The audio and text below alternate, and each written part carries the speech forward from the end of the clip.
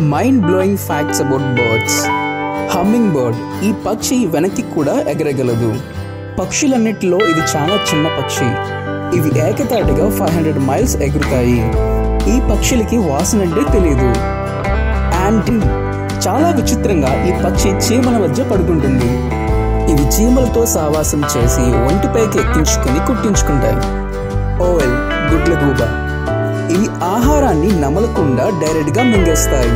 ఇవి తమ కళ్ళని 270 degrees తిప్పుతాయి. వీటి యొక్క కళ్ళు ట్యూబ్స్ లా ఉంటాయి.